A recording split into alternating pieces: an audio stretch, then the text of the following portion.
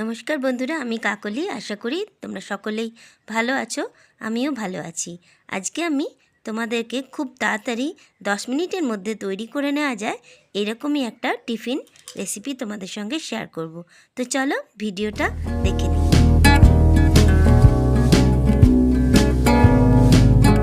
আজকে চলো দেখাই কি বানাচ্ছি, ঝটপট যেটা তৈরি হয়ে যাবে সেই রকমই। তো দেখো, আমি এখানে 1 কাপ মতন, এই যে ঘরে থাকা চায়ের কাপ, এরকম চায়ের কাপ মেপে 1 কাপ নিয়েছি সুজি।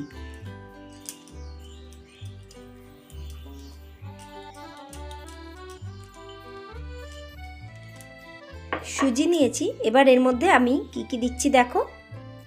এই দেখো, এখানে অনেক রকম ভেজিটেবলস নিয়েছি। টমেটো নিয়েছি, মটরশুঁটি নিয়েছি, বিনস নিয়েছি, গাজর, ক্যাপসিকাম, কাঁচা লঙ্কা, পেঁয়াজ, আর তোমরা যা ভেজিটেবলস দিতে চাও দিতে পারো। আমি এখানে এগুলো নিয়েছি। এবার এগুলো এর মধ্যে মিশিয়ে দিলাম।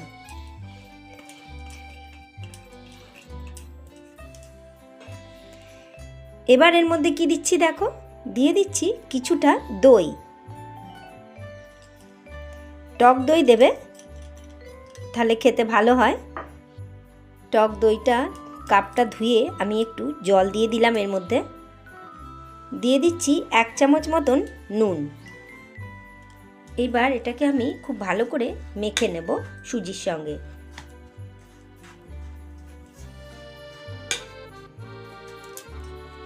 এর মধ্যে আমি দেব জল। আর হ্যাঁ বন্ধুরা, তোমরা যারা আমার এই ভিডিওটা দেখছো, তোমাদের ভিডিওটা যদি ভালো লেগে থাকে অবশ্যই ভিডিওটা দেখে কিন্তু একটা লাইক করে দিও, আর আমার চ্যানেলটা সাবস্ক্রাইব করে তার পাশে বেল আইকনটা প্রেস করে দিও। একদিকে দেখো, কড়াইতে আমি 2 টিস্পুন মতন সর্ষের তেল দিয়েছি, দিয়ে দিয়েছি একটা শুকনো লঙ্কা, আর দিয়ে দেবো এর মধ্যে কারি পাতা। তো কারি পাতাটা দেবার আগে আমি একটু দিয়ে দেবো এর মধ্যে সর্ষে ফোড়ন।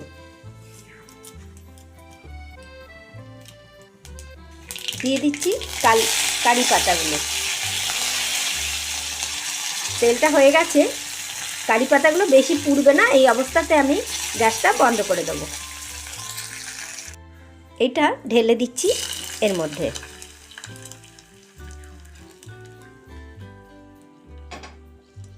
এই যে সেন্টটা হবে, এটা কিন্তু অনেক বেশি ভালো লাগে। এবার এই ব্যাটারটার সঙ্গে আমি ভালো করে এটা মিশিয়ে নেব। দেখো, যেহেতু সুজি অনেক বেশি ফুলে গেছে, দিয়ে আবার এটা টাইট হয়ে গেছে, তাই জন্য আমি এটার মধ্যে আরেকটুখানি জল ব্যবহার করব। বন্ধুরা, তোমরা যে যেখান থেকে আমার এই ভিডিওটা দেখছো, তোমাদেরকে অসংখ্য ধন্যবাদ। আরও 3-4 চামচ মতন জল আমি এখানে ব্যবহার করলাম। এবার এই ব্যাটারটা আমার রেডি হয়ে গেল। এবার কি করছি দেখো,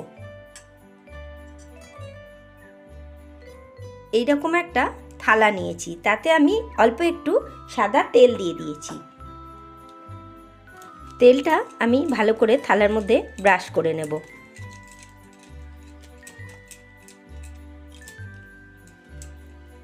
ব্রাশ করে নিলাম। এবার ফিনিশিং পর্ব।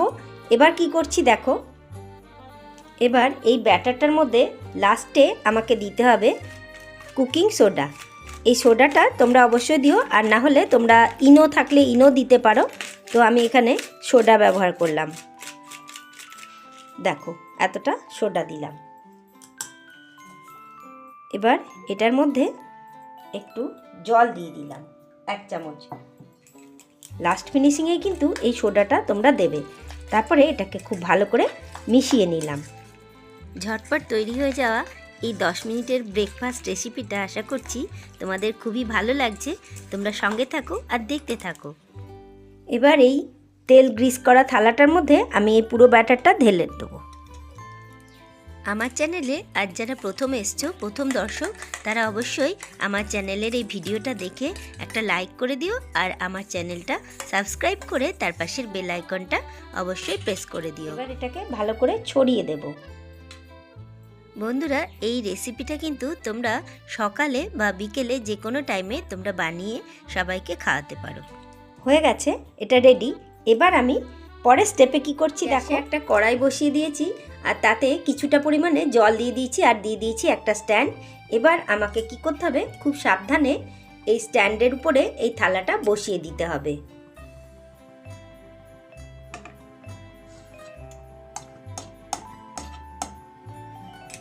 বসিয়ে দিয়েছি, এবার এটাকে একটা ঢাকা দিয়ে দেবো।